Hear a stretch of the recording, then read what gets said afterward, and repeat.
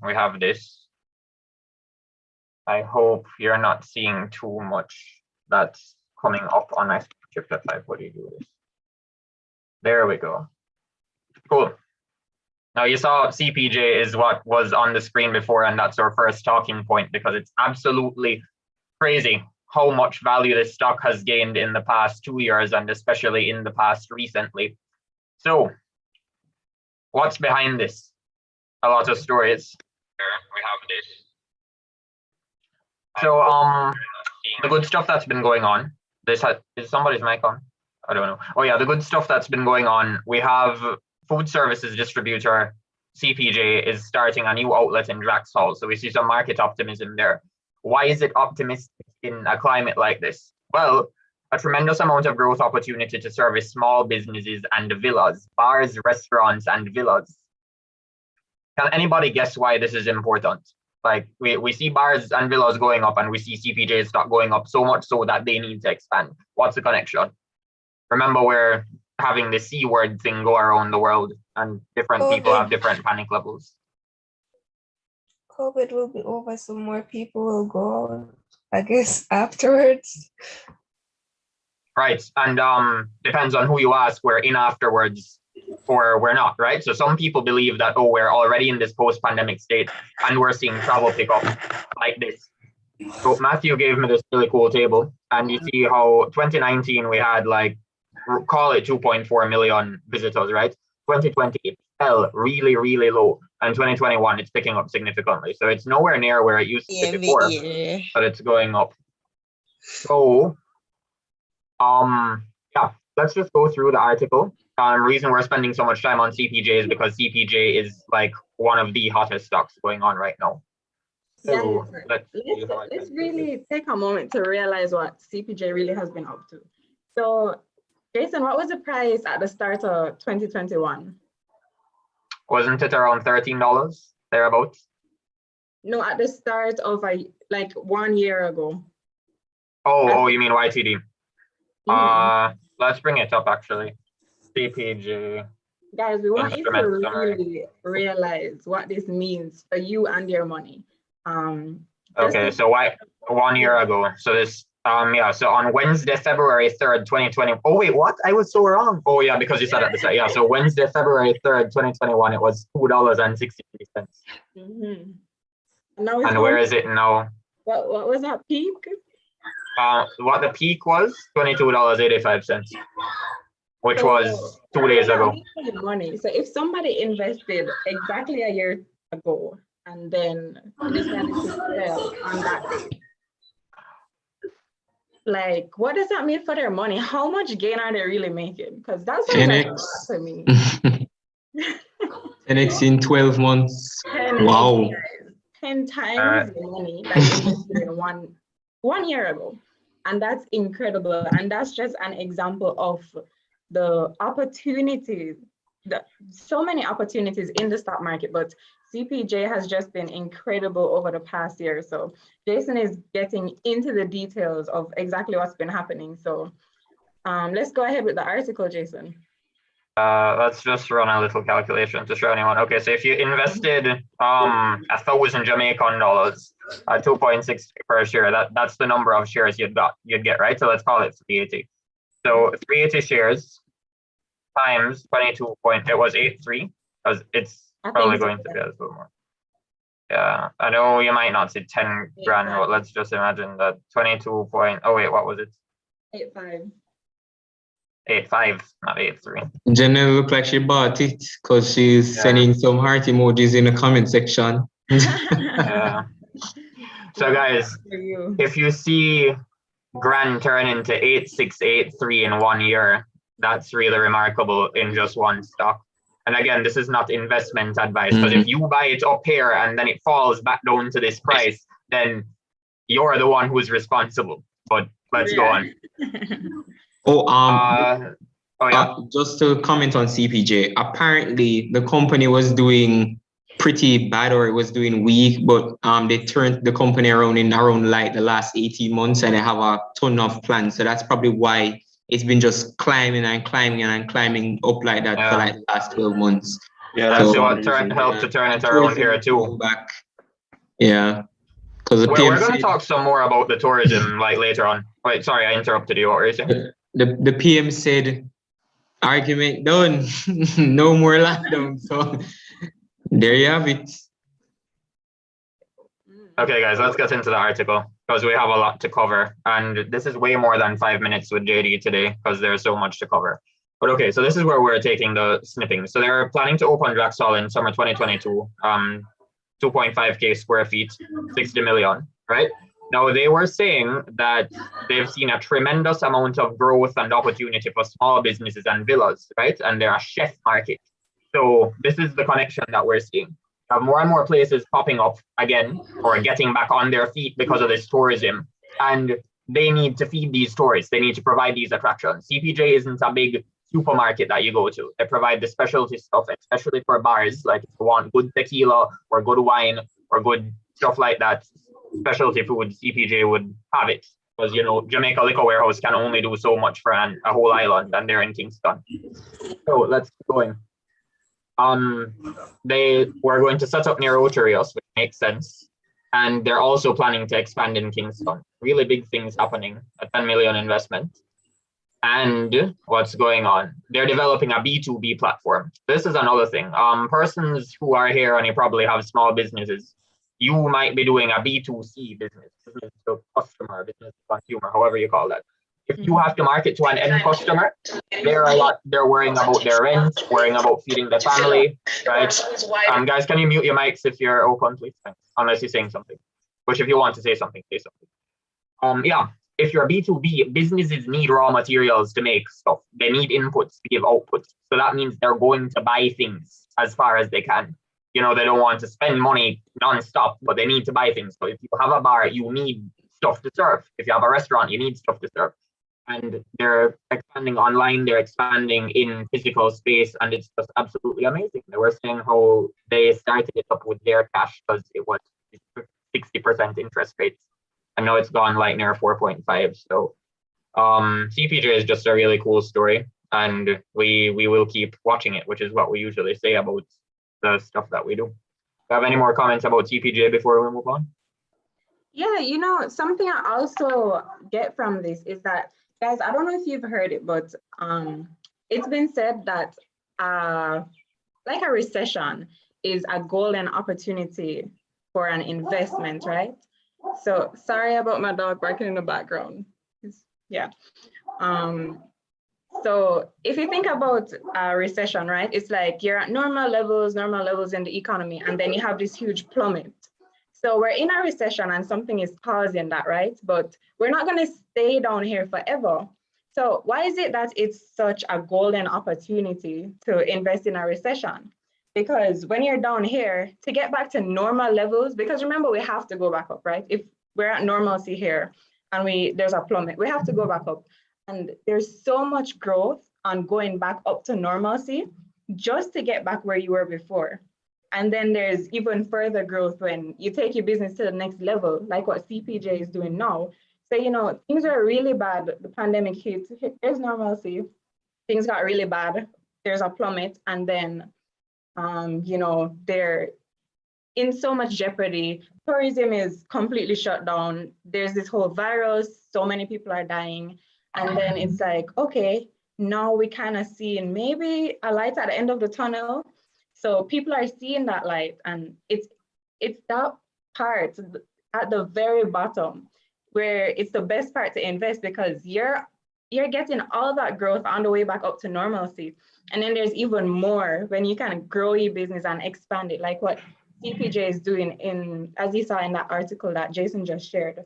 So that's another thing that I get from that, you know, a pandemic, or not necessarily a pandemic, but a recession it's a golden opportunity for investing. So yeah. I think there's actually, you have the capital to invest. I think there's a saying that goes like that: never let a bad opportunity go to waste, or something like that. It's never let a crisis go to waste. Yeah. I think that's it. That's just like what Victoria was saying in real terms. Something really cool that CPJ did right when the pandemic started was sell these boxes. So they had like boxes for a fixed price and you'd get different specialty ingredients in there. I know they were targeting, well, CPJ overall, the people who go there to shop for their house is a certain segment of the market that gets outpriced a lot. But no, that gets like their price too high. So they're buying shrimp and specialty wines and stuff that, you know, the average consumer isn't going to have all the time. But yeah, it was really cool how they used that to kind of pivot and somewhat have some cash flow coming in. So especially because they shut down those are permanently shut down now, like the delis and the stuff. Because that article was saying that they shut down the deli, which I'm not happy about, but you know, that's the way they're going. Anyway, enough about CPJ. This is Dolphin Cove. So Dolphin Cove is another hot stock that's been up to 166%. I don't really have much of a reason why. I guess that's the tourism as well. Tourists go to Dolphin Cove, families are going out to Dolphin Cove, and the market is investing in tourism. So I think Michael Leachin tweeted recently that, oh, I don't invest in sectors, I invest in companies. Well, people tend to invest in sectors, right? Because you add concentration risk to your portfolio if you're saying tourism. But if tourism is going up like this and other things aren't going as fast as tourism, greed makes people want to get tourism. And obviously, so anything that's correlated to that. David Rose tweeted something similar to that, like, oh, once the financials aren't out, but the market wants tourism. That was with eFresh or something like that. Was it, Malik? I think you may have seen it more readily than I did. I think maybe eFresh or maybe ECL. I think eFresh did a little run up as well. Oh, So yeah, I saw this a eFresh bit. and yeah, those are in the other slide. Both of them did a run up starting yesterday. But a little bit of context about Dolphin Cove. I think, you know how the year is divided up into quarters. Their first quarter was unprofitable. Their second and third quarter, it's almost at their 2019 profit. So in 2 quarters, in 3 quarters, one of which was unprofitable, they're almost as profitable as 2019, which was a record year. So that's where a lot of the hype for Dolphin Cove is coming from. That's cool. Thanks for that, Matthew. I didn't know that, and that's quite impressive, actually. Let's move on because this is taking actually way longer than I had. Why is this? All right, so Spurtree Spices. So Spurtree had their IPO, and Victoria was kind enough to provide some coverage of that. So they had several gridlocks, and I saw a tweet today, like, well, there's so much on Twitter. I usually don't use Twitter because it's bad for mental health, but I deleted some stuff and only follow some accounts now, and I'm just seeing all of this finance Twitter JA stuff. Oh, this. So Spurtree was halting. I'm going to move on fast because we're running out of time. See eFresh here. So eFresh is another sort of tourism-related stock, and that's going up, as is ECL, not as much. And you guys see this distribution. Pay attention to the distribution. It started with CPJ 600%, and then like a 200 and something, then maybe 100 and something, then 61. You see how you have like winner takes all? Like you have one person with a whole lot and then a little more. That's kind of how the universe works. Like the sizes of stars, the populations of cities, these stuff happens. So when people say, oh, let's make the world equal, when you make things radically unequal, you're messing with a system that is a lot more elaborate than any of us understand. And I'm just going to leave it at that. I haven't checked how today ended, but again, today ECL halted up. It went up like well over 15% like throughout the day. So I think the last price that I saw, it was trading at either $7 or $8. So the market is waking up to them too. Yeah, tourism is tourism. Oh, okay. This is funny. So again, because I've been on Twitter again, apparently Discovery Bay gas prices reached 231, and this person had some really cool imagery, and it reflects crude oil prices being higher than they have been like in recent memory. So that sucks. Okay.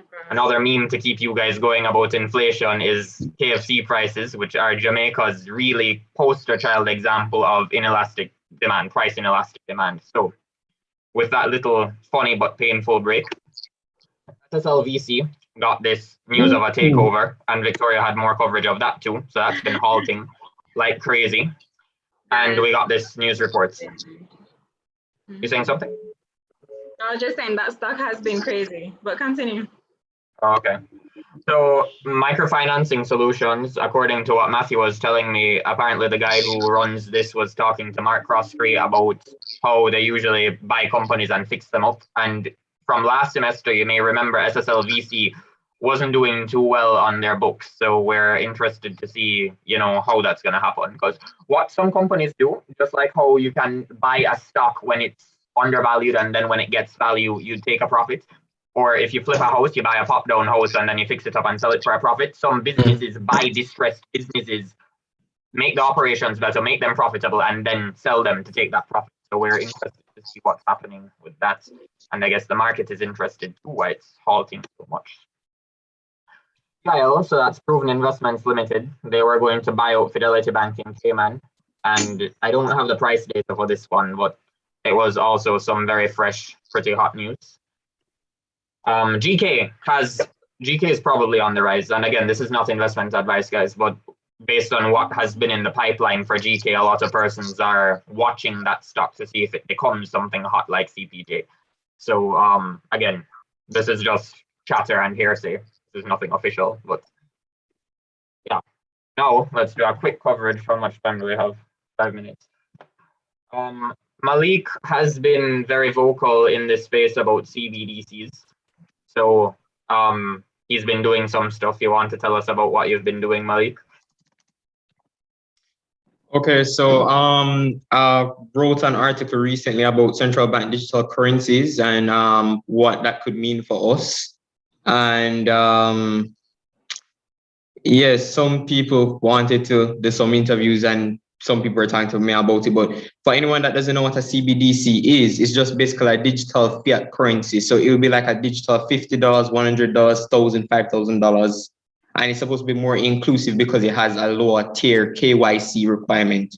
So you know how when you're signing up for a normal bank account, you would be needing to provide proof of income, proof of an address, a government issued ID, 2 references from a JP or somebody else. I don't know, a donkey, all kind of different stuff to in order to get just a simple bank account open. So this is supposed to help a lot of people, poor people especially, and people who are unbanked, and bring them into the formal financial system or banking system. And it's also supposed to be cheaper than ACH and RTGS. ACH, automatic clearinghouse, and RTGS, real-time gross settlement. Those are the methods by which money is transferred in our financial system. It's supposed to be cheaper and it's supposed to be faster.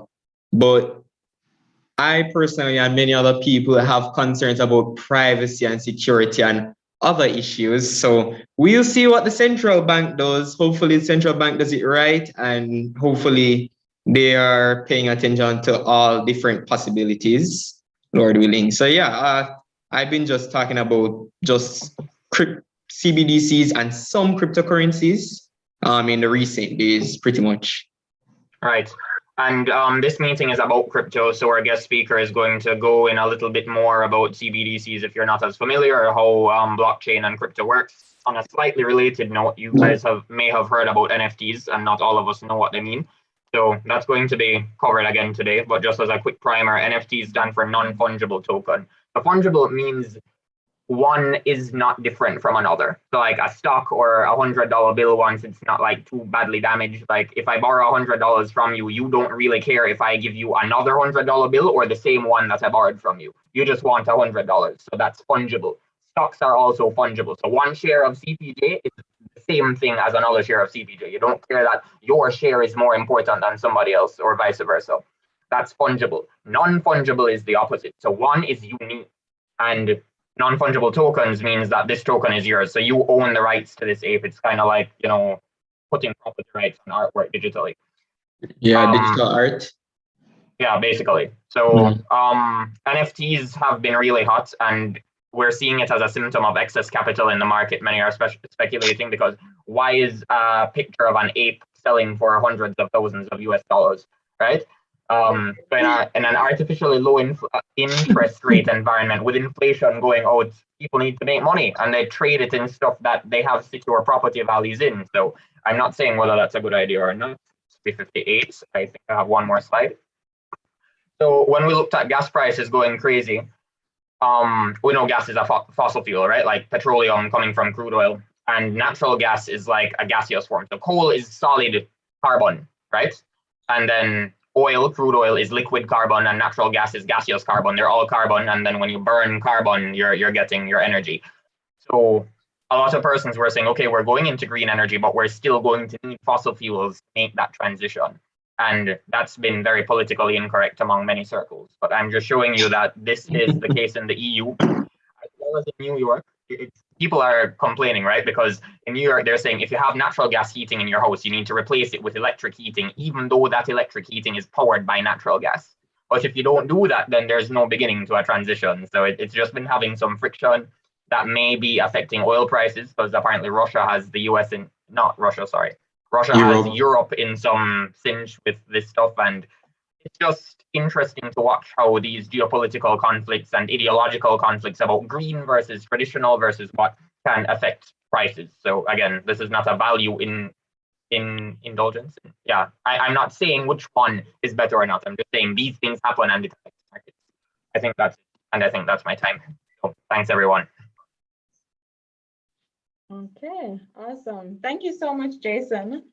So now we are going to welcome our guest speaker for today. Let me make him co-host. So guys, as we mentioned at the start of the meeting, we'll be talking about cryptocurrency today, and we're going to learn so much from Mr. Trevor Forrest. He is the CEO of 876 Solutions, and guys, he's very interesting. So not only is he very, very, very intellectually talented and has so much to share with us, but he's also an avid music producer and a DJ. So that's really cool. He did his Bachelor of Science in Aerospace Engineering. So very, very, very interesting. But a little bit about his career, guys. He has more than 30 years of experience in the IT industry. That is a whole lot.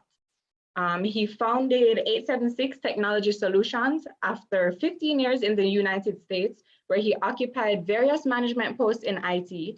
Mr. Forrest returned to Jamaica in 2006, where he founded 876 Technology Solutions, a provider of comprehensive open source based technology solutions serving the Caribbean market. So guys, the goal of 876 Solutions is to provide public and private sector companies with integrated business technology solutions that will help them to successfully digitally transform so that they will increase business productivity, efficiency, and profitability, which is of course super important in any business. So guys, Mr. Forrest also has served in the Jamaica government as a senior technology advisor at the Ministry of Science and Technology, where he has spearheaded many groundbreaking government policy initiatives. Mr. Forrest was integral in the establishment of the Government of Jamaica online portal, gov.jm. He also had oversight of the public-private partnership between the government and telecommunications providers to establish the zero-rated access to all government online services. So for example, guys, you would have heard at the start of the pandemic, they wanted to make a lot of educational websites zero-rated, meaning that you don't need Wi-Fi to get on and get an education. So that's definitely an incredible contribution. He's also a blockchain enthusiast. So for the past 6 years, Mr. Forrest has been a passionate enthusiast of blockchain technology. In his own words, blockchain technology is the next big thing in tech, along with the artificial intelligence and machine learning. It is his firm belief that blockchain technology will become the most critical underpinning component of any digital society. He is currently one of the handful of certified blockchain architects in Jamaica and the Caribbean. Very special role and position to hold there. He's an active member and contributor to the ISO Technical Committee, TC 307 on blockchain through the Bureau of Standards Jamaica. Guys, please help me welcome our guest speaker today, Mr. Trevor Forrest. Thank you very much. Thank you very much, guys. All right, so I know time is limited, so I'm gonna I'm going to run through this presentation really quickly so that you guys can ask questions after. It's a lot to unpack, but I'm going to do it pretty quickly. So let me know when you see my screen, and then I will start there. You guys see my screen okay? Yep. Yeah, seeing fine. All right, great.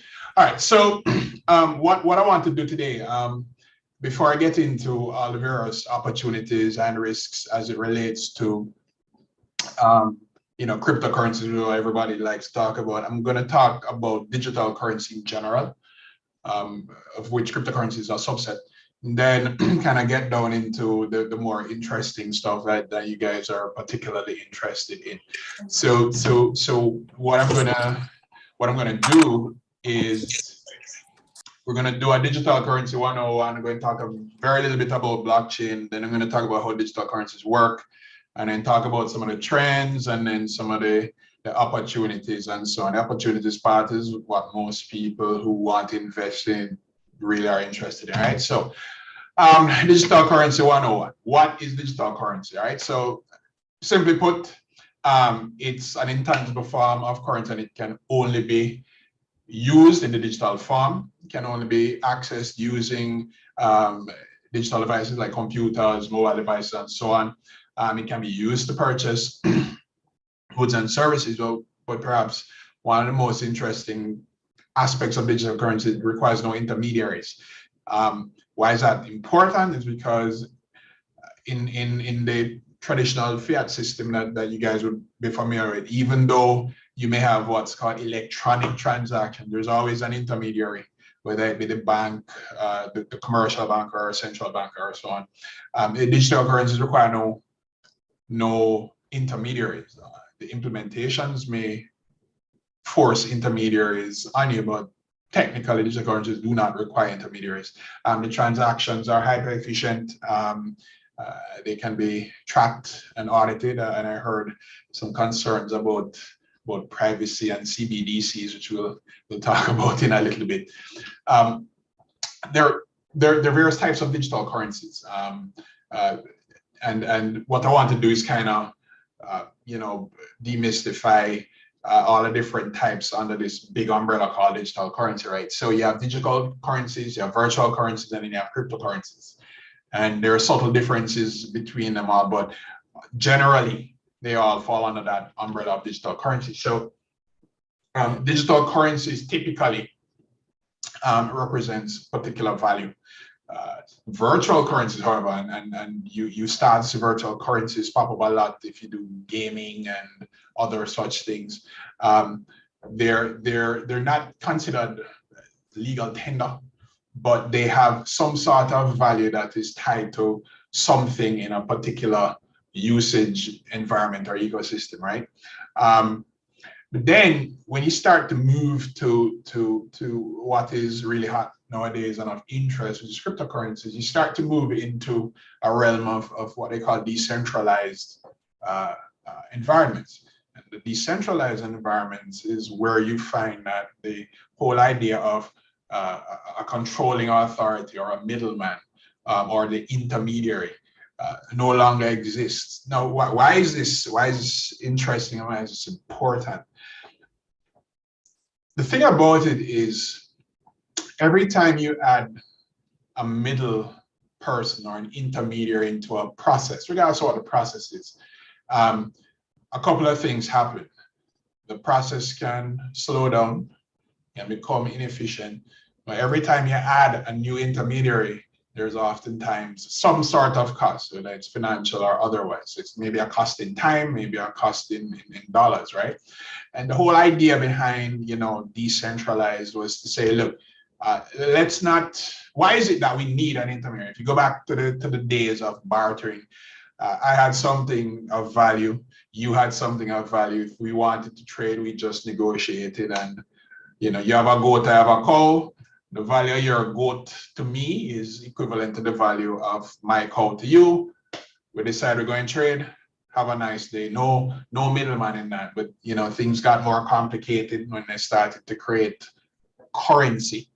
that led us over a number of decades and centuries to where we are now. So the whole idea was things got extremely complex and convoluted because we were adding all of these things in between point A and point B to complete a transaction.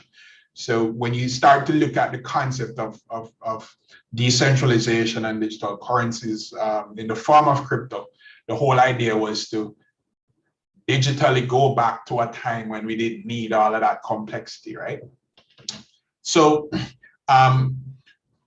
there are various types of digital currencies. You have, and I'm going to touch on the ones that are most popular. The first one is a central bank digital currency. Now, all that is really, which is the shortening of CBDC, is it is an electronic or digital form of paper money, right? It is directly equivalent to its paper counterpart, but it is just in a digital form. It is minted just like paper. It's done in a different way. And what is unique about CBDCs is that every CBDC that is created is a unique and considered a unique digital instrument. So you'd think like, you know, every paper money have a little serial number on it, which is supposed to make it unique. Digital currencies or CBDCs function and are created in the same way. It's just that the uniqueness of a CBDC and the method that is used to mint it is done in such a way using extremely advanced cryptographic methods, makes it extremely difficult to counterfeit, unlike its paper counterpart, right? Because if you think about it, I could create a paper counterpart with the same serial number on it. It's just that it's me do it. It's not so easy or possible with a CBDC. It can be used as a payment modality, but more importantly, two things. Because it is backed by a central bank, it gives people a warm and fuzzy, but two, it is also regulated. So it functions just like paper. It exists in the fiat realm, and it is the digital equivalent of its paper counterpart. Virtual currencies now are slightly different. Again, it's a type of digital currency. But the difference with virtual currencies and you know, CBDCs is that it's not issued or controlled by a central bank, which means it's not regulated, right? So because of that, there's always concern about how does a virtual currency get its value? And its value is really derived from the ecosystem that it exists in or that it was created for, and who uses and trades it, right? An interesting thing about virtual currency is that it can exist in a centralized or decentralized space. It really depends on the choice of the creator of that virtual currency. All right. So you will find that virtual currencies and cryptocurrencies are often blurred, but you will also appreciate that virtual currencies exist in the gaming environment, like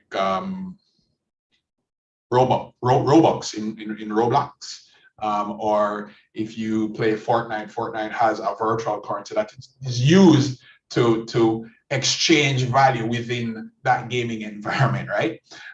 You do use regular money to buy it, but once in that environment, that currency, that virtual currency can be used to do many things within that environment. All right, so some of the differences now between virtual currencies when they're centralized or decentralized, obviously it has a central administrator, it has a central repository. One person or one entity issues it. And then after that, it has all of the general look and feel of digital currencies, transparent transactions, the transaction cost or the cost of managing it is very low because it's all in the digital realm. When you function in the decentralized space there, it's the management and use of virtual currencies is controlled by the ecosystem over peer-to-peer network, depending on how it's configured. Most times it employs blockchain technology. It doesn't always employ blockchain technology because virtual currencies don't always have to use blockchain technologies, neither do CBDCs. The transaction costs in decentralized environments are very low, and the majority of transactions are anonymous. So there's a huge level of privacy that prevails in that kind of environment. There are a whole lot of them out there. And when you look at this list, you will notice that a lot of cryptocurrencies are on this list, because what you're going to find out shortly is that cryptocurrencies now are a type of virtual currency, right? So on here, you'll see Bitcoin, you'll see Ethereum, you'll see Cardano, you'll see, a whole bunch of different currencies that, as far as you would appreciate, and a lot of them are indeed crypto, right? So that leads us to what this whole cryptocurrency thing is, which is what everybody's been talking about over the past couple of years. So cryptocurrencies derives its name from the way in which it's created, and cryptocurrencies are created using a variety of methods, but the underpinning of how it is created is steeped in the fact that the process used employs some very, very sophisticated cryptographic algorithms to create that particular currency. Now, because of this, cryptocurrencies in their creation and so on are quite secure. Not unhackable, but quite secure. The majority of cryptocurrencies that are out there utilize a technology called blockchain. And what you find is that anybody literally can create a cryptocurrency, and as such, one, not issued by a central bank, so there's no central issuer, so to speak. The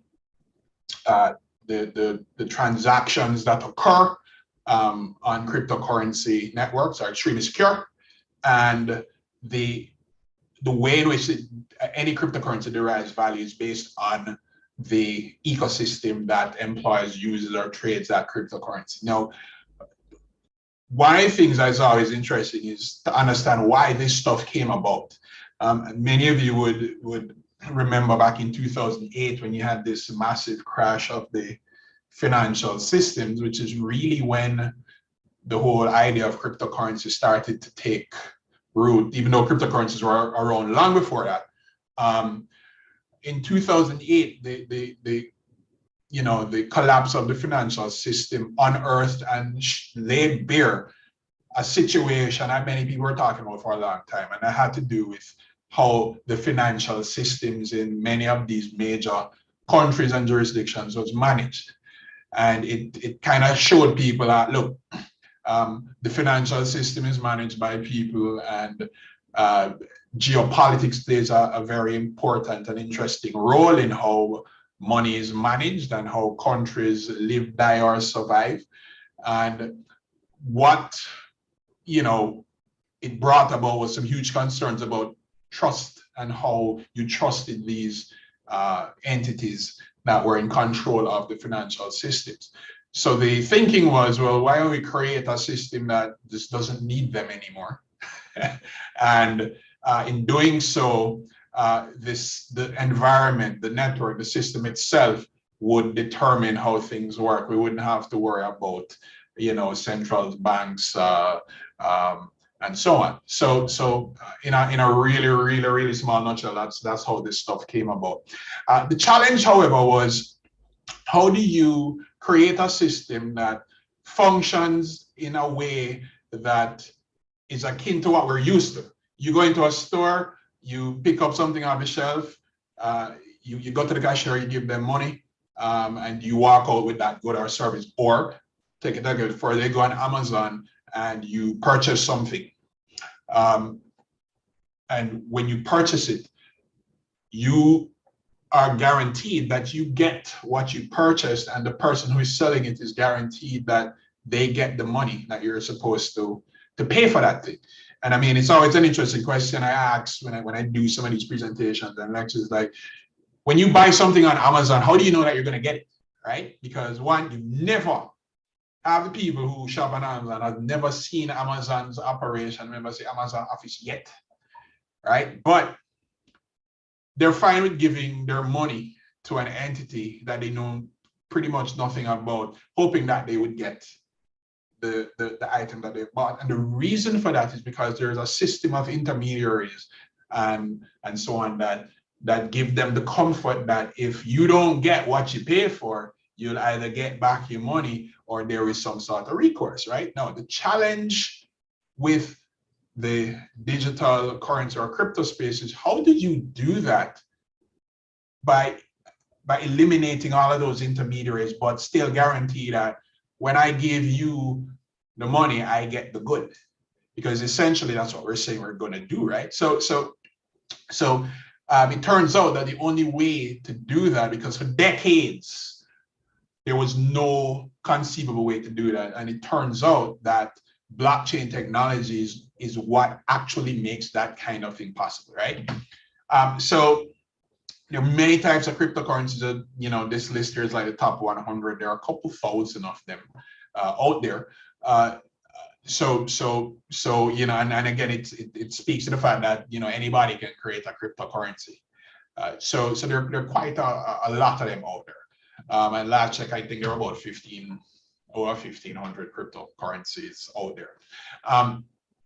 So I mentioned that the technology that enables cryptocurrencies to work is blockchain. Now, every presentation I do, I have this slide because there's always a confusion between blockchain and Bitcoin. And if you take away anything from this presentation, this is it. Blockchain is not Bitcoin. Bitcoin is not blockchain. All right. So let us get that one straight and solid.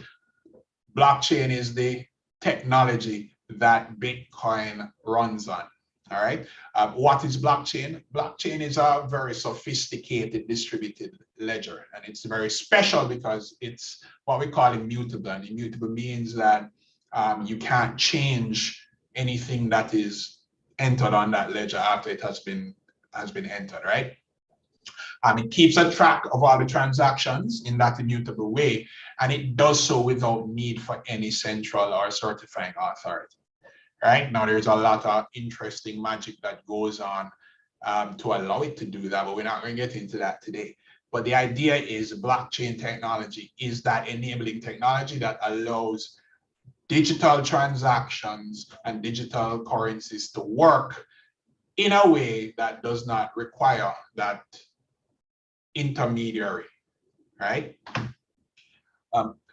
So just to speak a little bit about you know, distributed ledger technology, which is what, you know, another description of a blockchain.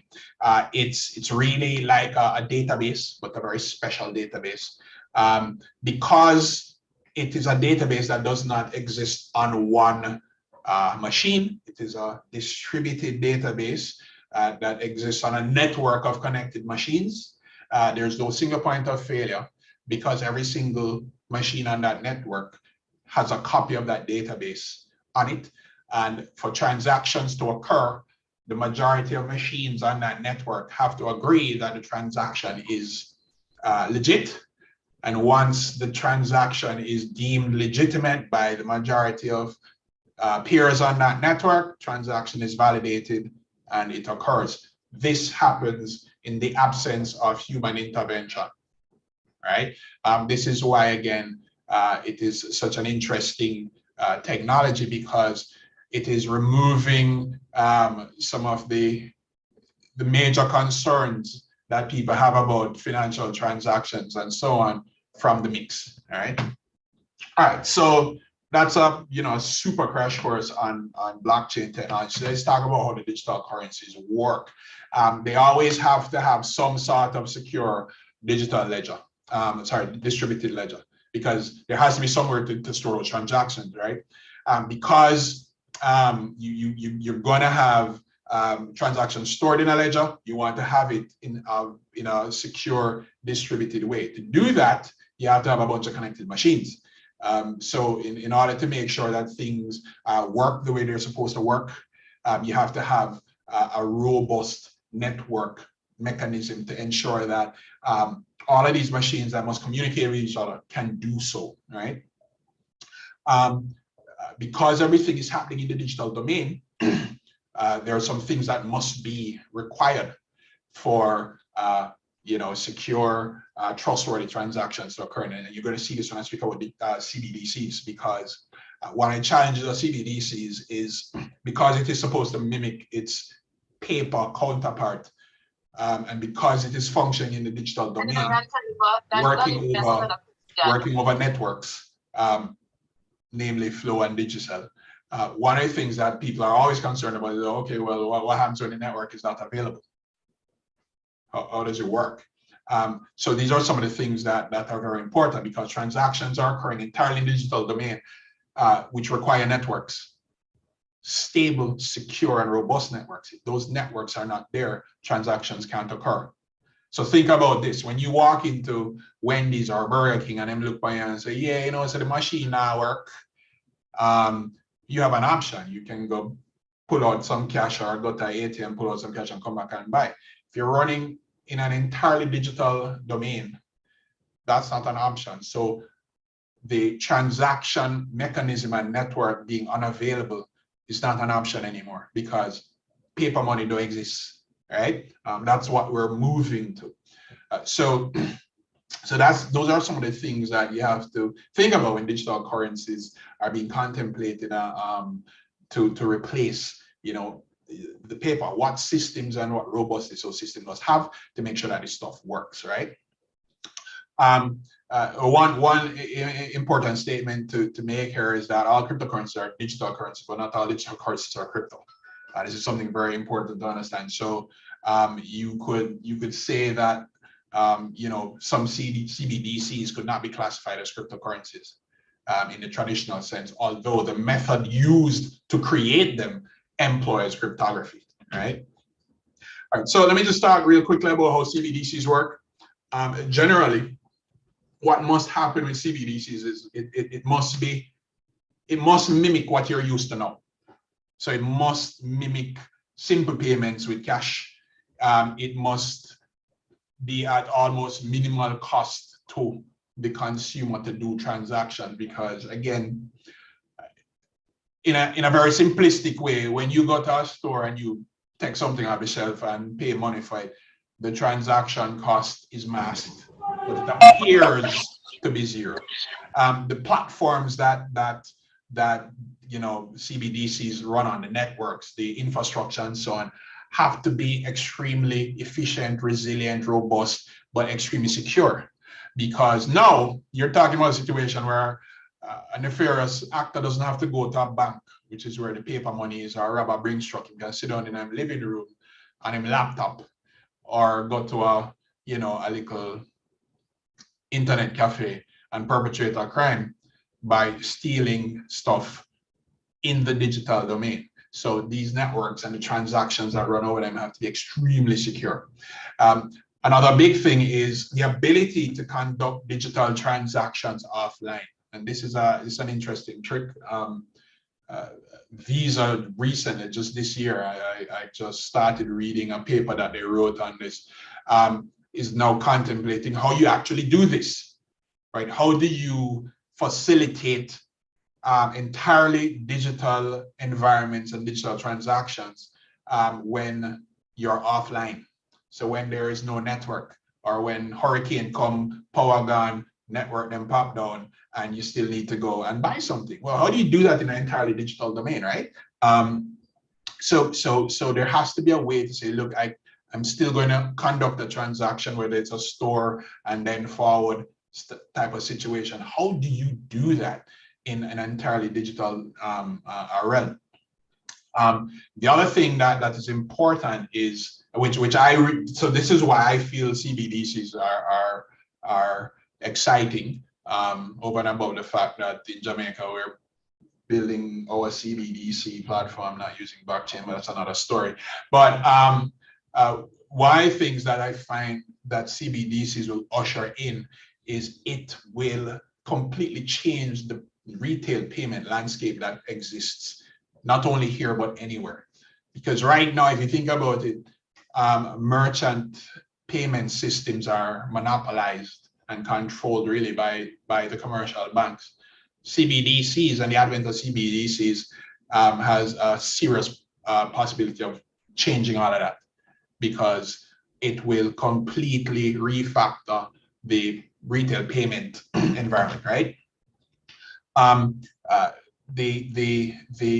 Some of the advantages, hyper efficient transactions, no need for bank accounts, the ability to, and the hope is to onboard more people, the ability to provide more services in a lower cost, more efficient way, because I'm sure that you guys saw the hubbub about banking fees, and the head of the Bankers Association's his selling point was that, look, it costs a lot of money to count money and to move money, which may be true.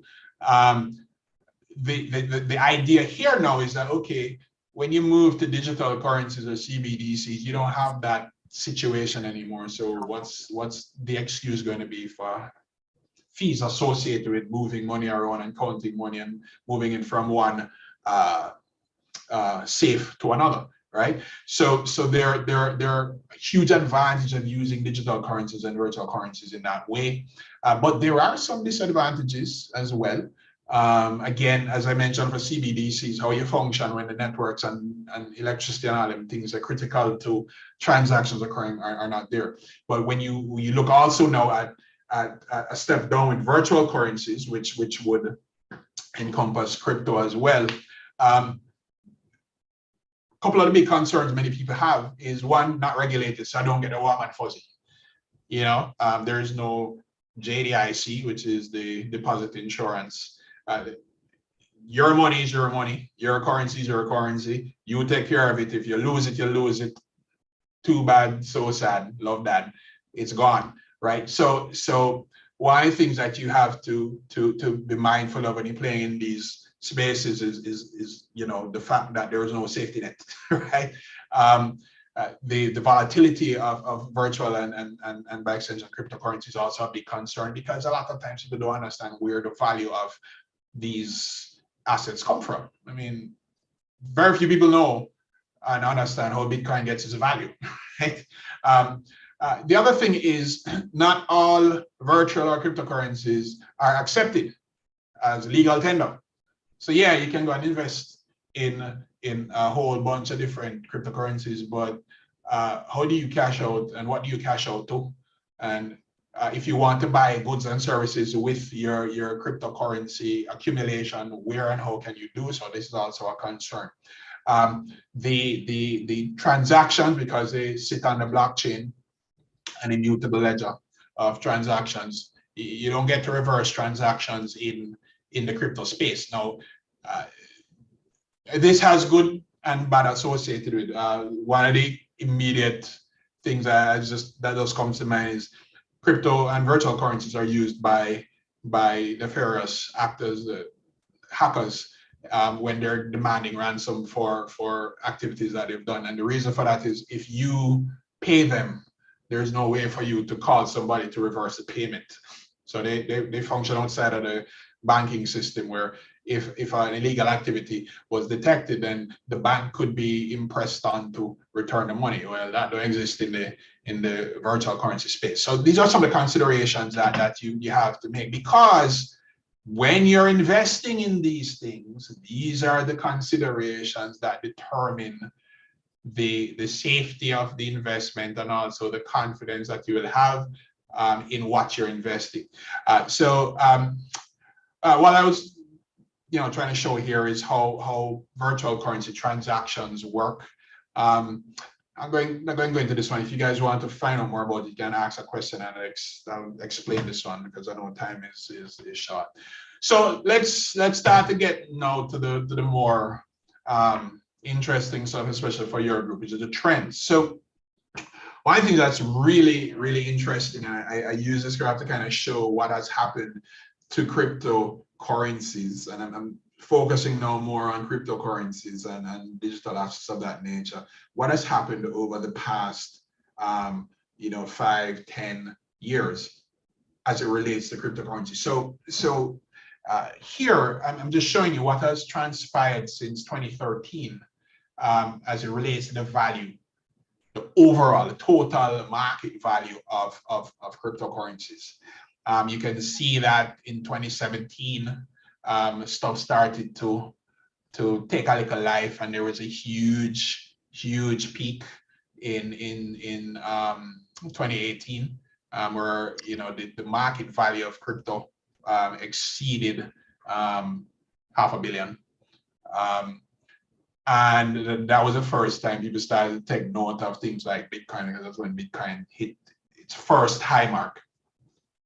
And then, hype kind of tapered off. But then over the past year, the total market value of all the cryptocurrencies out there blew up almost overnight. And you're talking going from less than $1 trillion total market value to over 2.5 or close to 2.5 trillion. And you're doing that in the space of a year, which in fact, it was less than a year. That raised a lot of eyebrows, which is why now this thing is such a big deal, because it doesn't matter what commodity or asset you're talking about, for something to change in that way in such a short period of time commands some attention, right? So that's where a lot of this interest is coming from. Of the majority of the cryptocurrencies out there, what I wanted to show you here is some of the ones that commanded a lot of attention: Ethereum, Bitcoin, Ripple, Tether, Polkadot, Cardano, and there are a couple others. And this graph is from last year.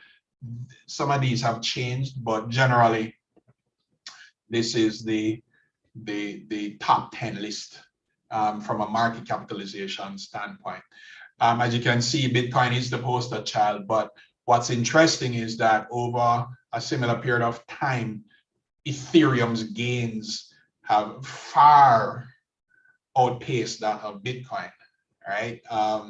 So if you had investments in Ethereum 5 years ago, your returns would be remarkably interesting right now compared to what you had with Bitcoin, right? A couple other things that have been happening, and a lot, funnily enough, is happening in the Caribbean region.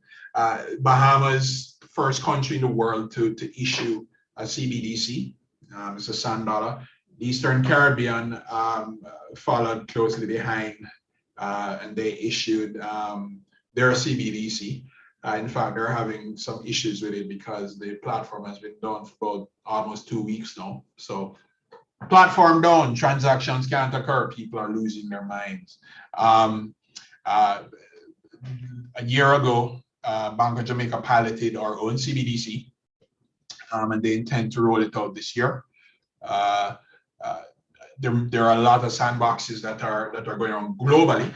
Another big thing that occurred last year also was that El Salvador made Bitcoin legal tender. They're having their own issues with that as well, coming under a lot of pressure from IMF and multilaterals and so on. But the whole idea is this: the space is bubbling. It's very vibrant right now. There's a lot of activity going on. And when you consider about, 5, 6 years ago that nobody was paying attention to this stuff unless you were really, in the ecosystem really hard, what is happening today is phenomenally fantastic. And what has happened now is that many larger traditional financial entities are starting to recognize that, okay, maybe we need to start to pay attention to this stuff, right? So what you find happening is there's a huge increase in popularity of digital and virtual currencies.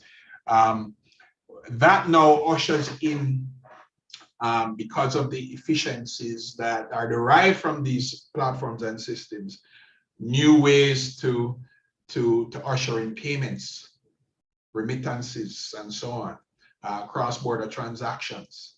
Entities like Western Union and those guys, they are looking seriously at some competition now that is going to come as a part of this stuff.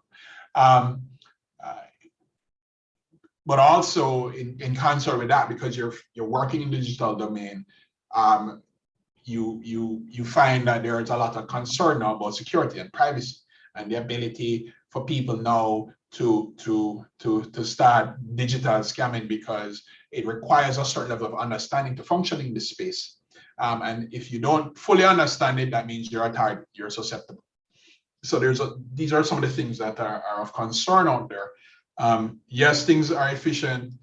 Yes, things are going to move better. But also, when you look at it from a national level, how do we now value currency in the entirely digital realm when I'm now, how the exchange thing work out, all right? Now, generally, because CBDCs are one-to-one to their paper counterpart, exchange rate thing stays the same there. And then what impacts exchange rate, which is another discussion, will impact the value of a CBDC. But when you start to talk about the other currencies, altcoins, which are cryptos that are not Bitcoin, or things that are going to come called stablecoins, how does their value impact the overall global financial system, right?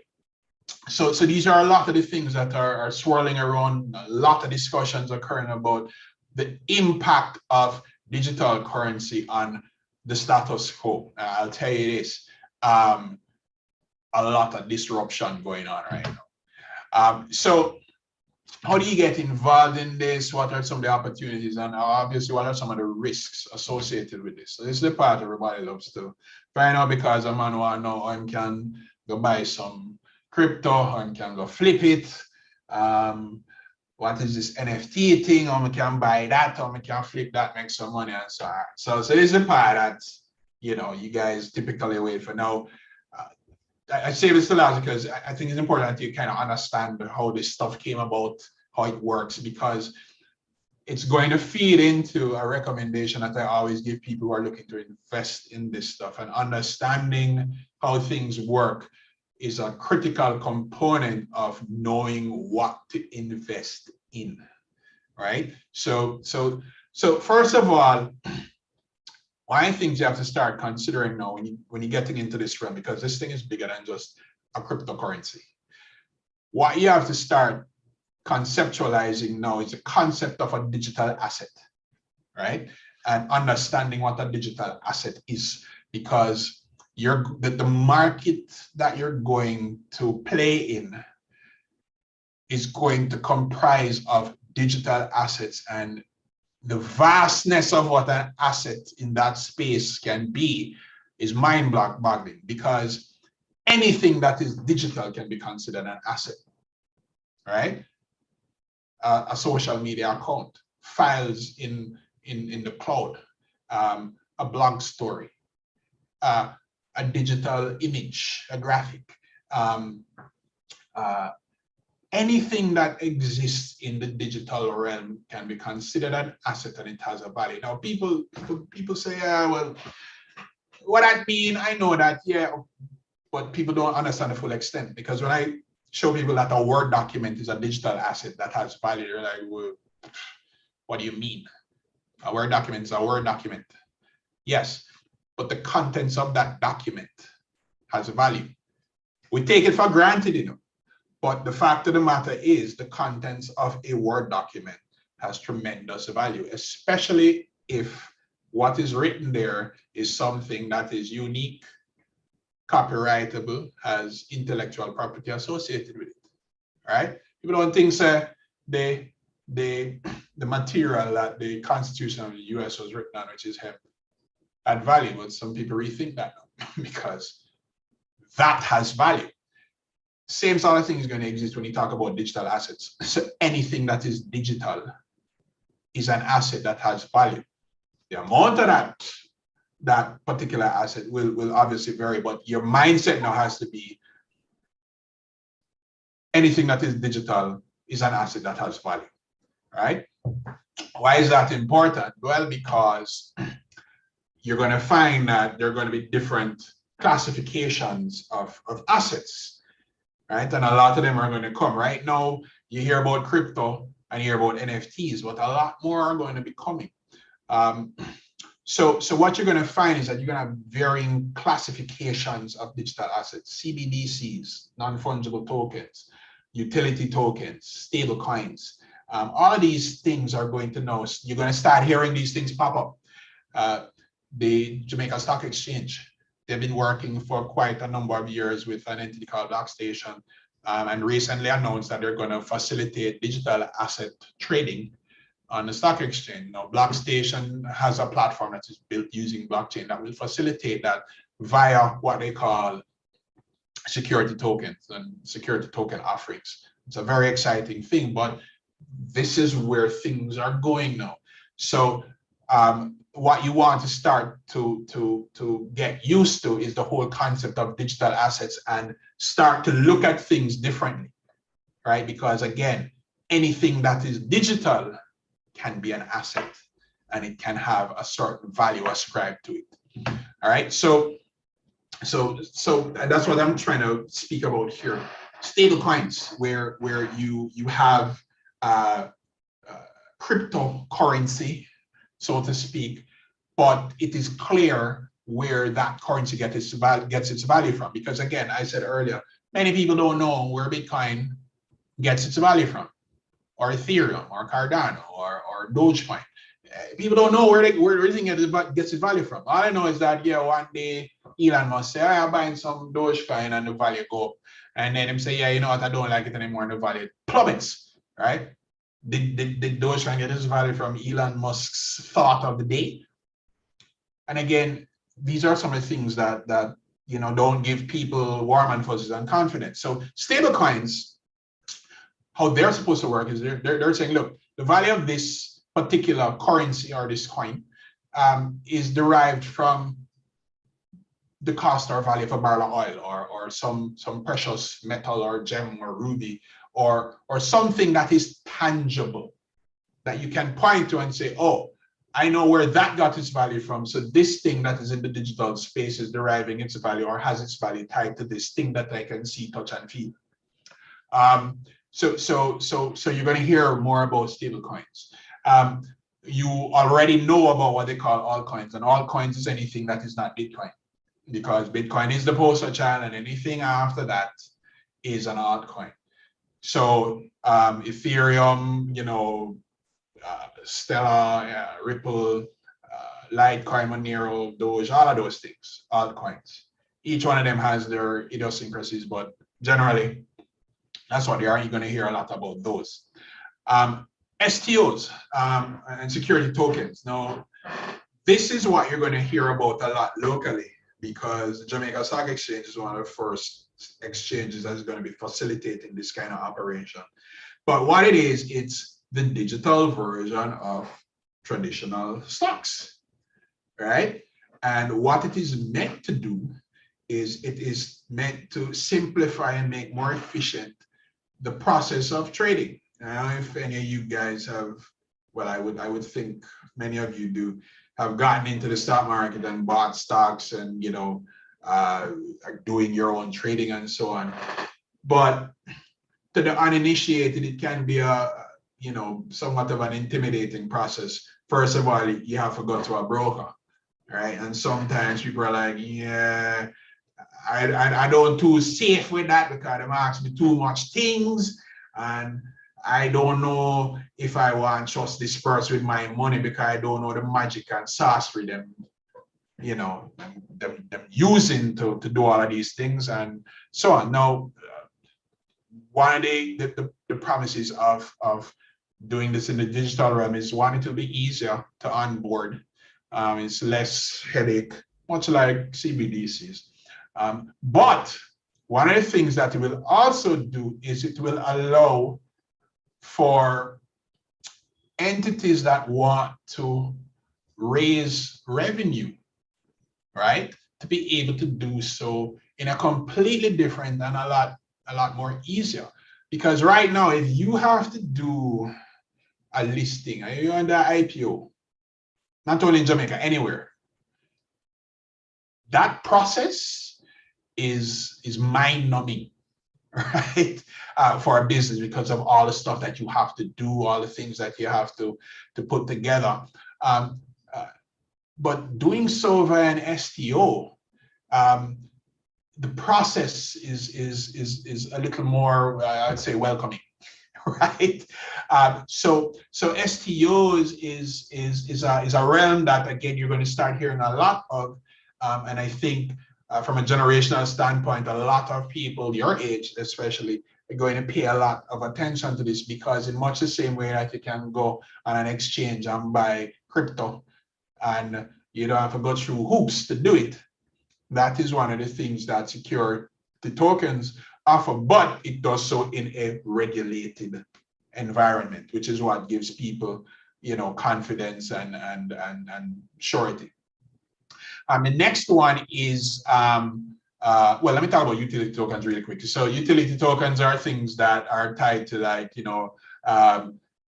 redemption, loyalty points, and so on. So you're going to find that, in an effort to give people, benefits for buying stuff, again, in the digital realm, you're going to find that the concept of utility tokens will pop up from time to time. One of the things now with a lot of attention behind it is non-fungible tokens, or NFTs. And this one is quite big because it solves a major problem, again, that existed for many decades. And that is the concept of ownership of creations. Now, if there's anybody in here who is a creative, who has or is an artist music-wise, one of the biggest challenges is making sure that you get paid for your work.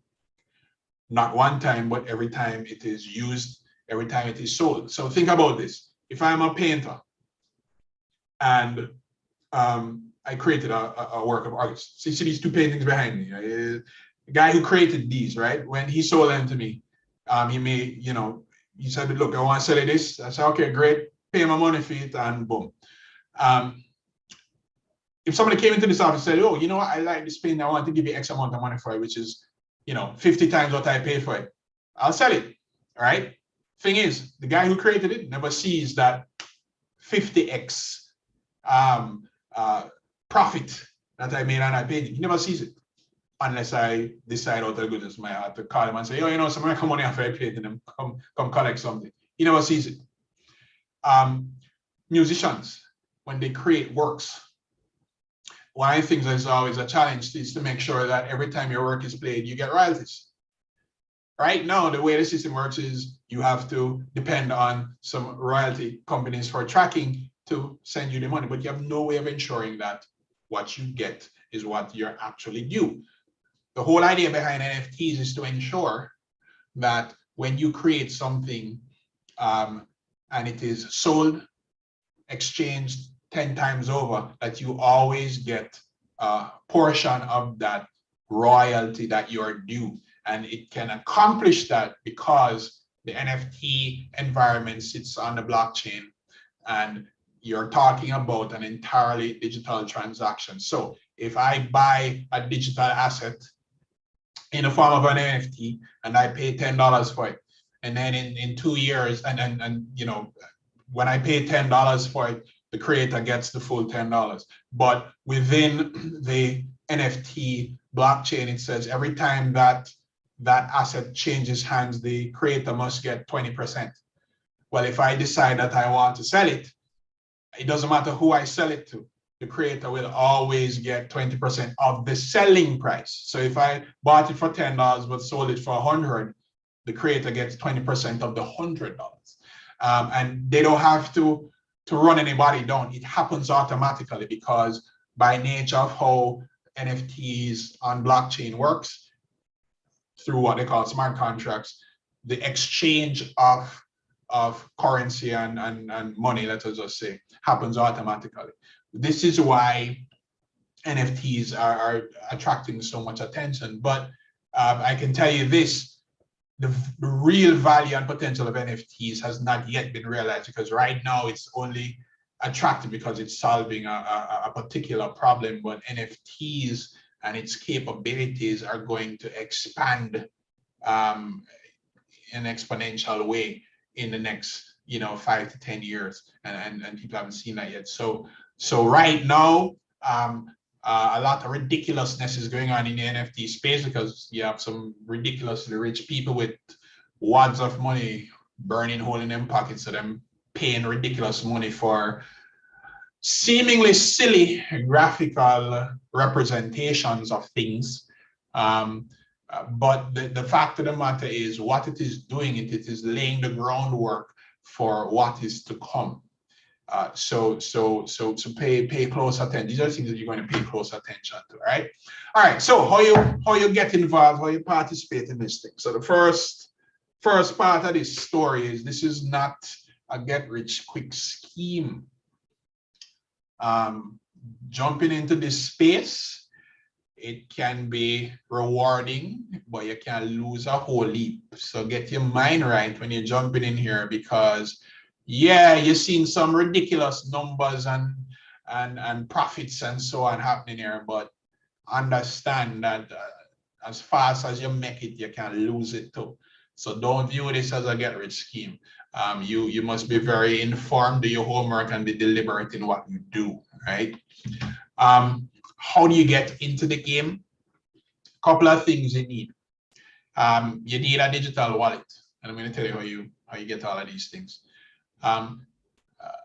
You need a digital wallet, because this is where, just like a regular wallet or purse or whatever, this is where you're going to store your currency, right? Digital wallets take various forms, and I'll explain that shortly. You also need an exchange where you can go and acquire what you want and trade and change what you want. So you need to get an account on an exchange.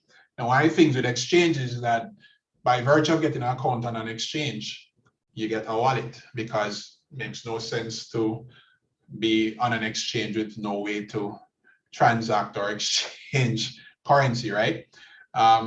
But there's something about the wallet that you get on an exchange that you must be aware of. The other thing that you need is a method of funding your exchange account so that you can purchase crypto. Now, what this represents is a bridge between the traditional environment, which is the fiat environment, and the crypto environment or digital currency space, right?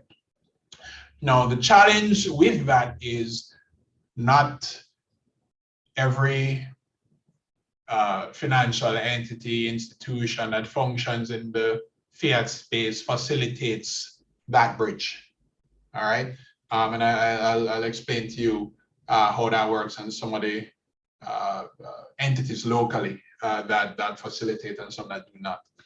And of course, in order to make sure that most studies, exchanges don't get them doors shut by the relevant authorities in their jurisdiction, there's always the need to know who you are. Now, you would say, well, hold on a second, but when I'm trading, and based on how this cryptocurrency stuff is supposed to work, there's supposed to be anonymity. Yeah, and you can function in that space as well, but because the exchanges are trying to provide a more user-friendly, so to speak, way of doing this, one of the things that they demand is knowing who is using their platform. And they do that because, again, there's things that you just can't get around when you're functioning in this space. And one of the things that, while many of these systems, exchange of Bitcoin between wallets is anonymous, it is useful to know, if necessary, who is operating in a particular environment, such as the exchange, right? So once you get a wallet, one of the things I wanted to point out to you guys that there are two types of wallets. There is what you call a custodial wallet and a non-custodial wallet. Now, the custodial wallet, one that is managed and taken care of for you, is the wallet you get when you go and get an account on a crypto exchange, right? And you get that just by default. You sign up for an account on a crypto exchange, you get a wallet, and that is a custodial wallet. Now, thing about a custodial wallet is you don't own it. You are in effect renting that wallet from the exchange, because the exchange, the way wallets work and the way funds are exchanged is through the use of cryptography. And that the way that works is through use of two things, a public and a private key that ensures that the transactions are validated, real, and so on. So, and I'm really trying to keep this understandable. If you want to talk about cryptography, I can talk about that too. But the thing about it is this: you don't own that wallet. So if something happens to that exchange, what happens to your wallet is tied to that exchange. Now, there's always something to understand, that you don't lose your currency just like that. You don't lose it. But you remember I keep talking about that warm and fuzzy. If you want to ensure that that your total control of the currency that is in your wallet, you do not want to always leave the bulk or majority of your crypto assets in a custodial wallet, right? What you want to do is to get a wallet of your own that you control and move currency between exchange custodial wallets and yours, right?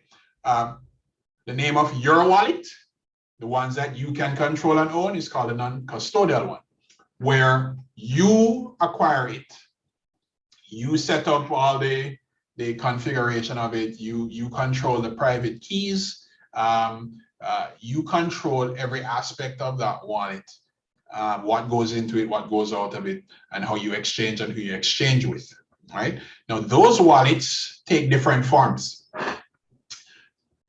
You can have a hardware or a cold wallet, or you can have a software one, and the software ones, typically come as browser extensions. So the popular ones are like MetaMask and so on. In fact, but many people are not familiar with the hardware ones, the cold wallets. Now, the cold wallets are, I have one here. I'll show you what it looks like. So a cold wallet is actually, I don't know if you guys can see this, but they come in various forms. So this is one of my cold wallets. It looks just like this, fits in the palm of your hand. You also have cold wallets that look like this, look like a jump drive kind of thing. But what these do is they allow you to store your crypto on here. And in doing so, your crypto is no longer stored on an exchange or outside of your control, right? Now, the thing about it is, while it sounds nice to have a custodial wallet, that's a cold wallet or a hardware thing, it's a pain in the ass to do transactions with these things, because they're so secure. You actually have to always, and they're offline, they're not connected to any network. In order to move currency from a cold wallet to a space where you can trade, like an exchange, you have to connect the wallet, move the funds to the exchange, and then go and do transactions that way, then move the transactions back from the exchange to your cold wallet. It's not very convenient. So what I tend to recommend people do is, like, look, you store certain or a bulk of your currency on your hardware wallets, and you have a certain amount that you do trading and transactions with on your, exchange or in your custodial wallet. And as you decide to move things on and off the exchanges, you can move them to your hardware wallet and just keep a certain amount. Typically stuff you feel like you can lose on your custodial exchanges and so on, right? There are different types of wallets. So the first three that I have there, Trezor, Ledger, and SecuX. It's a SecuX wallet that I have. Those are cold wallets, hardware wallets. I mean, there are a whole bunch of them. I mean, when I wrote this presentation, there are about 4 others that came out that are not even on this list. So like Rainbow is not on here. But MetaMask, my Ether wallet, Exodus, all of these are software based wallets that so MetaMask is a browser extension you can download for Chrome or Brave browser. I've also listed a couple of exchanges. Now, there are a lot of crypto exchanges there. Now, the ones I've listed here are among some of the more popular ones. And a couple of them on here actually facilitate trading and interaction and engagement with Jamaicans. Because one of the biggest problems you run into, biggest question everybody asks, all right, so I get a wallet, I get an account on an exchange, don't know which exchange, I'll just pick one and get an account. How do I now start trading stuff? How can I go buy some Bitcoin, some Ethereum, some Cardano, some Solana? How do I do that? How does that bridge, remember that bridge that I was talking about before? How does that bridge work, that payment method, right? So typically the way it works is when you get a wallet and you get an exchange account, the exchange tells you, okay, put either a bank account or credit or debit card information in your account, and that is how you can then fund. So people have, them like a Visa debit card, or them have a bank account, whether it be local or overseas, and you have to put that stuff into the exchange. The exchange then says, all right, we're going to do a little digital KYC. They ask for information and say, you know what, take a picture of your driver's license or your passport, then take a selfie, right? So they have their own way of doing KYC. Take a selfie, upload these things, we'll review it. And if we're good with it, then we will verify and validate your account. After you do all of that, then we're going to say, look, you're ready to trade now, fund your account. And you say, all right, how do I fund it? If you have a debit card, put the debit card information in, and you can now move from fiat world where there's cash to crypto world. But then that's where you find out that, hold on, my card isn't working. It's not allowing me to do this. I don't have a bank account that is being allowed. It's not on the list in this exchange, and I don't have an overseas bank account, and I don't know nobody in a file. I don't have no Bank of America or Chase account or anything like that. So how does this work? Now, this is a real problem that plagues many people, not only in Jamaica, but globally. I'll limit this discussion to Jamaica because there are very few exchanges that facilitate trading or transactions with somebody in Jamaica. Not only that, if you have a debit card or a bank account, very few banks allow you to use your debit card, or even, well, no bank allows to use the bank account to fund your crypto exchange account. And it's a real thing. I think that's a problem. If you do get an exchange that facilitates you sending money, then the next challenge is, well, how do I exchange that crypto back to real life crypto? I mean, real life fiat currency, right? Dollars. Because yeah, I jump into this thing, I buy 100, well, let's say I bought, 0.025 Bitcoin, and the the value of Bitcoin quadrupled. Yeah, I want cash out. Well, then how do you cash out? Because there's always a way to get the crypto exchange account funded, but then now when you want to take back out your money, there's a challenge. So what this means is you have to know which currency exchanges will actually facilitate transactions from here. Okay, that's how you live, right? So what I'm gonna just share with you here is just through experience. So I actually have to have accounts on all of these, except crypto.com. But I have Coinbase, Binance, Gemini, Kraken, and CEX. And the two best ones that facilitate transactions and trading from good old Jamaica in the most simplest traditional ways, CEX and Kraken, right? Where you can go on, sign up for an account, do the KYC, add your debit card, and start buying and trading stuff. But wait, there's more. Not every bank allows you to function on these exchanges so far. And I didn't get a chance to do this because I just time got up on me. But I actually do have a list of banks. If Malik is still around, I will share that with you so you can share with the group as to which banks do what and allow what and don't allow what. But right now, NCB is the only most friendly bank that facilitates transactions on CEX and Kraken for this stuff. Many of the other ones, Scotia, JN Bank, Sagicor, JMMB, most of them don't facilitate it via either their accounts or their Visa debit cards. I know MasterCard is working on some stuff.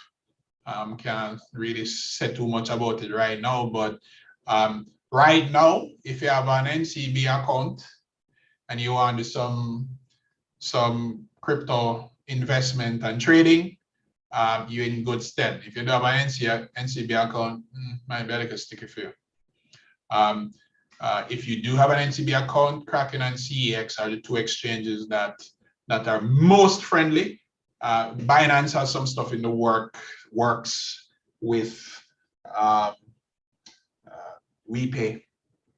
It hasn't become reality yet, but right now, if you want to do some stuff right now today, Kraken and CEX, NCB, that's the combination that works really well. A couple of things that I just want to make you understand. When you start playing in this space, the money that you, or the funds and the currency that you play around with, you are in full control. So if you lose it, sticky. I don't know how else to put that. So be careful what you invest. Invest what you can afford to lose and no more. All right. The volatility of the markets it's well, if you look at it, you'll see it for yourself. But one of the things is that I always say is don't invest more than you're prepared to lose. Another thing that is important is when you're moving or using wallets, and this is not an issue with custodial wallets, but if you're using your own personal wallets, do not reuse wallet IDs or addresses because you can end up losing funds in transit. And once that happens, when it gets sent and so on, if it doesn't have an address or you sent to the wrong address, there is no send it back thing. Because of what happens now and because of how attractive this stuff is, it lends itself to a lot of scamming. So if it look or sound too good to be true, question it. It probably is. You always want to get comfortable with the environment, so don't go in there big. Start off small, some small funds, maybe 25, 50 US, and then you start grow. So again, don't go in, with more than you can afford. And it's always important to keep checks on both the market and your funds. Now, monitoring your currency is not only to see how much you're making or if it's there. Well, actually, it really is to see if it's there, because depending on the exchange that you use, and the ones I highlighted here are very reputable exchanges, so it may not happen to you, but if you choose to go off and create an account on some odd exchange, things can happen and you can lose your currency depending on the kind of exchange that you've decided to do business with, right? So a couple of the risks which kind of, we spoke about earlier. You kind of always want to make sure that sorry, one big thing which is not in this. So you see, when you're going create your exchange account, please do not use your Hotmail or your Gmail or your Yahoo Mail account as the email address tied to your exchange account. Please do not do this, right? In fact, it's something I'm going to add to this presentation. I strongly recommend that you have an email address that is solely, and a secure email address and mailbox that is solely, totally dedicated to your cryptocurrency investment activities. Let me say that again. Have an email address that is solely dedicated only for your crypto investment activities. Don't use it to send nobody an email. Don't add it to your phone insofar as your Gmail or your Outlook mail accounts on your phone. Don't do that. I strongly endorse and recommend Proton Mail, which is a highly secure messaging platform. So if you're going to get into this, go and get an account on Proton Mail and use that only for your crypto stuff. So when you get it, the only messages that you're supposed to be getting are the messages that say, oh, you just bought something, or you just purchased, or the transaction is approved, and so on. Don't use that email address to send nothing to nobody. There is a host of different ways in which your funds can be fleeced if you use your traditional messaging platforms as your email address for your crypto. It's a very, very important thing. So if you have an account now, you went and created a cryptocurrency account on an exchange, and you're using your Gmail, when this presentation is done, go get a Proton Mail account and change it. That's the best advice I can give you from a security standpoint right now. Biggest risk, right? Biggest risk. So just to go over some general risks of digital currencies, the acceptance of legal tender, the security concerns, the scalability concerns, as it relates to being able to transact, the speed at which you can transact, and if you can transact when stuff is offline, the privacy issues tied to immutability, and a lot of these things are being handled and solved on a regular basis, and so on. The fact that regulatory concerns are always going to be there, and because of the regulatory concerns, the propensity for scamming can occur. And I can tell you, it has almost happened in Jamaica about 5 years ago. An individual who was extremely well known in the Wall Street realm and so on came here and was selling a really good game, was going to attempt to ink a deal with stock exchange, but good due diligence prevented it, and dodged a major bullet there. Actually met the guy and had meetings with him and so on, but you have to do your homework. Don't rush Do your homework, and again, don't invest more than you're able to lose or willing to lose. That's been an earful. That's my time. I see a whole heap of things in the chat. But open to questions right now. So I guess you guys can ask the questions and I will answer them, because I see that there was a lot of activity in the chat while I was speaking. I wasn't paying attention to it. So, questions. I'm open to questions. So, thank you so much for your presentation, Mr. Forrest. It was extremely informative, very, very detailed. There's a lot of good feedback in the chat. And as you said, the chat was buzzing while you were presenting. yeah. So there were some questions throughout, everybody interacting and answering each other's questions. But if anybody has any quick questions that they would like to ask Mr. Forrest on the mic, then you can go ahead really quick if you have any questions. Yeah, I see some hands are up and stuff. So, all right. So tell you what I can do. Like raise your hand. I'll acknowledge. And so I see Dan McDonald has his hand raised. You wanna go ahead and ask your question, Dan? Do I have to unmute, or you can unmute? So I asked a few questions and I honestly don't remember some of them, but you did answer many of them as you continued, and some people helped me in the chat. But there's one that I was wondering. For example, do you know what a DAO is? A decentralized autonomous organization. I've been trying to understand what they are and how they work, and it's hard. So could you kindly help me? Could you kindly explain and help me understand how they relate to cryptocurrencies? Yeah. So those pretty much what it is. So let's think about it like this. So for transactions to occur so let me liken it to Bitcoin. So for Bitcoin transactions occur based on this very large peer-to-peer network, right? And that network gets a request for a transaction, and the transaction is mulled over across the network.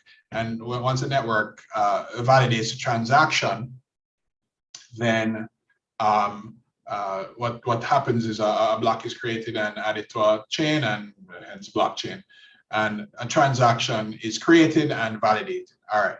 All of that happens without the need for human intervention, right?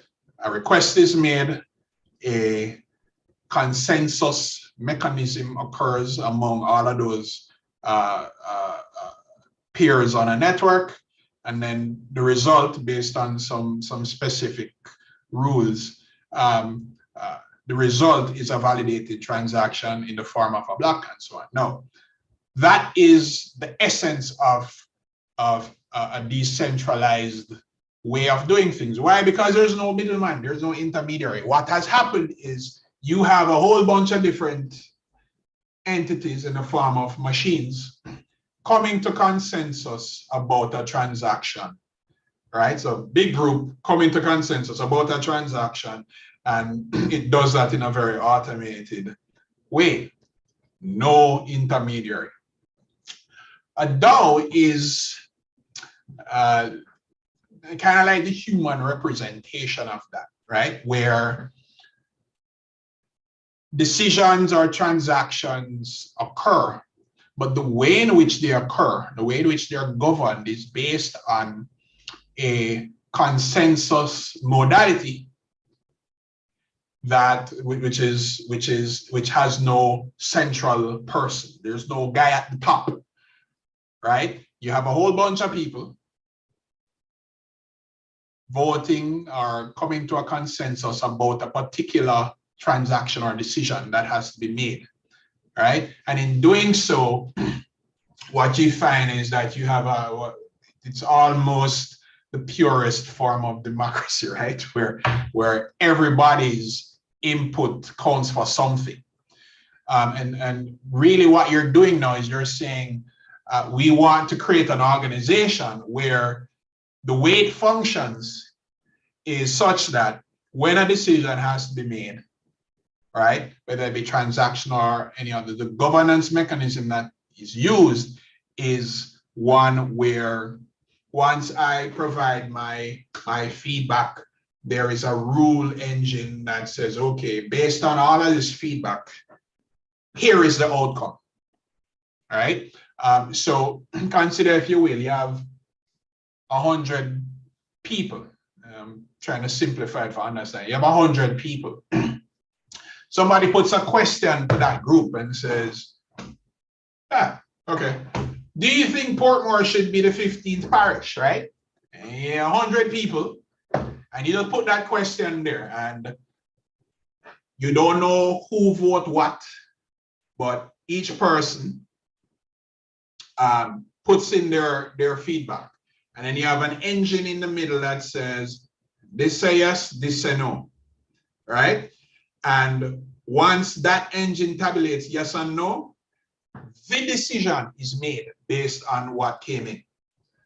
Majority rule, but nobody sits there tabulating and say, yo, I'm gonna lie down and I'm gonna throw away this one. No, it is input that is given to a rules engine, and a rules engine provides the output, which is the decision, the outcome of the transaction, right? And everybody then accepts that, right?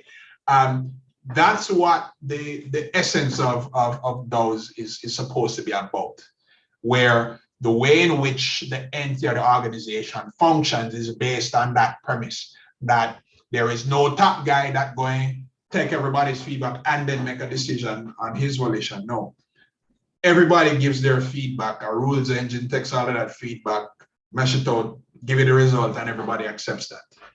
Does that kind of make sense? Yes, yes, I'm understanding that. Right. So thank you. You said some things that I didn't know at first, including how anyone, I believe you said anyone can put that question, right? Yes. Okay, so I didn't know that much. I thought that there would at least be like some central way to put questions. You see right there, use our word, central. That flies in the face of decentralized. Yes. Yeah, you see it works? So that's a major part of it. Okay, and this is managed using a blockchain, or it doesn't need to be managed using a blockchain? Those in the purest sense and traditional sense would depend on blockchain-based technology to function. And the reason for that is because of how blockchain works, the trust and transparency and immutability that is embodied in blockchain's way of doing things.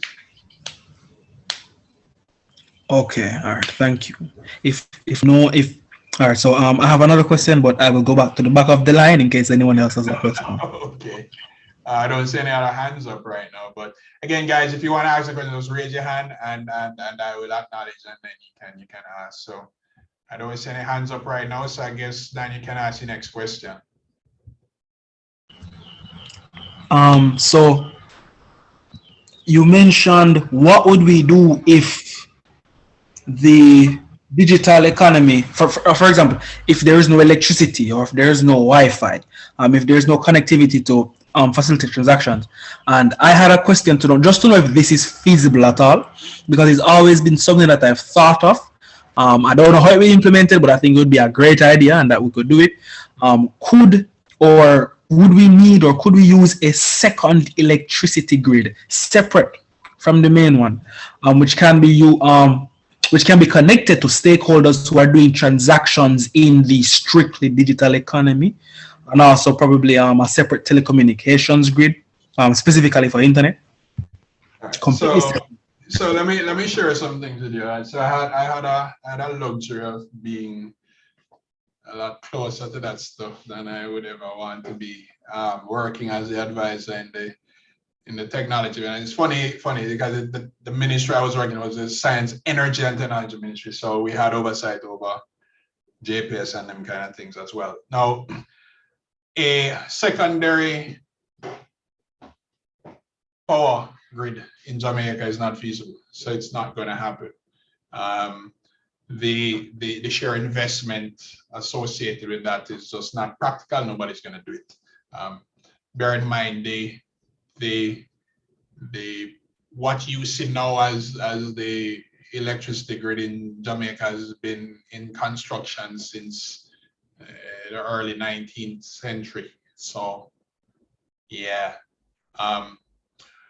so nobody's going to just up and come down here and build a new electricity grid. So that's not going to happen. We're also too small for that. So not happening there. As it relates to the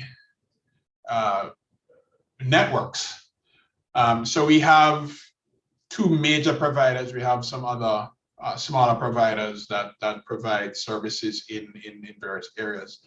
But let me tell you something that a lot of people do not know. A lot, and you guys, how many are you? 23 are you?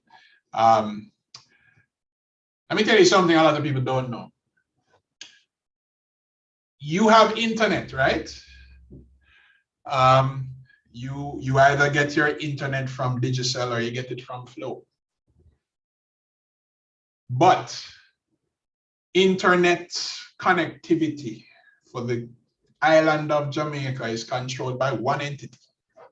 So whether they get it from Flow or Digicel, right? It's one entity controls internet connectivity on this island. One. And that's Flow, right? There are 4 subsea cables that connect this country to the rest of the world, and they're all owned by Flow. There's a 5th one, but nobody talks about it for national security reasons. But so understand this. If something terrible happens to all 4 of those subsea cables, we're not on the internet in Jamaica. Just be clear on that. When you get internet from Digicel, Digicel has a deal with Flow, and all that go through the same pipe. Challenge that we have is infrastructure in Jamaica exists in one of 2 ways: above ground or below ground. It's easier to run fiber, which is fiber above ground on the poles, and then the majority of our infrastructure, our network infrastructure, is above ground. And we do have wireless in the form of 4G, which is what you see as data on your phone. The thing about it is, regardless of how you do it, there are always, and again, it's based on the reality of our geography and the way things stay in Jamaica, you always are going to find that, one, whether it be natural disasters is going to cause a problem. 2, theft of copper or even damage of fiber will cause a problem. And these are real things because we don't do things the way we should do it in Jamaica. So theft, natural disaster, and a variety of other things can lend itself to the services of a network for your connectivity not being there. So what we have to look at is how to ensure that a network, regardless, and of course, sorry, you're not going to find that you're going to have 10 different providers in Jamaica. We don't have the amount of people to make that viable for any company. That's why you will never see more than 3 providers of internet service in Jamaica or phone service in Jamaica. The numbers just don't facilitate going above that. So while it might be a novel thought, the practicality of it from a financial investment standpoint it doesn't lend itself to that. So we're forced to have to work within the context and restrictions of what prevails right now. Hope that answered that question. So you're telling me there's a chance? No. You're not going to know second JPS, and at most you might see 3, maybe 4 telcos on island, but you're not going to get more than 1 power provider. The power provider, I get that completely. So when I said the chance, I mean in relations to cable wireless and Digicel. Is it possible for, I know that the law right now prescribes a monopoly. Do you see? Does it? The law does not anymore. Oh, I see. So in that case, could Digicel no longer depend on cable wireless? Could they put in the investment and maybe with some government stimulus elevate themselves to be using their own grid and their own undersea cables? Yes. They're already doing that. So Digicel, a separate entity, they're already doing their own subsea. They haven't gotten to Jamaica yet, but they're doing it. All right. And would it be feasible for the world to focus on have maybe most nations, maybe not the small ones, but at least just having entirely dedicated to digital economy, telecommunications grids, so that even if other main ones are down, this one is focused on the economy, this one will be up? Sounds nice, but isn't practical. Okay, understood. Yeah, it sounds nice, but it just isn't practical within the context of what happens globally. So I hope that answered that question. Oh yes, that answers. Thank you very much. Yeah. Any other questions? Remember, just raise your hand and I'll. Okay, everybody seems to be satisfied so far. As we were saying, questions are in the chat before, but everybody's interacting. I didn't. They're answering each other's questions, so everything seems to be good. So we just want to thank you so much, Mr. Forrest, for your time and sharing your vast knowledge with us. And we really appreciate your presentation. It was so clear, so detailed and informative, but so easy to understand. So thank you so much for breaking it down for us and taking our questions and just really elevating our knowledge on this topic and giving us a deeper understanding. So we really appreciate your time and thank you so much. Yeah, you can follow me on LinkedIn. I'm also on Twitter. Okay. And Instagram, but don't ask me blockchain or technology questions on Instagram. You can do that on LinkedIn and Twitter. So, okay. All right. Thank you so much, everyone, for coming out to today's meeting. We'll definitely be back next week. Stay tuned for what we have planned. We have a lot planned for you guys this semester. If you are new here, the form is in the chat to sign up. We'll send it again. If you signed up last semester, no need to sign up again. But if you're brand new, here it is. And welcome to the club. So thank you all for being here. And we're looking forward to seeing you next week. Have a great week, guys. Bye. Bye, guys. And hope you had a happy new year and many gains to come.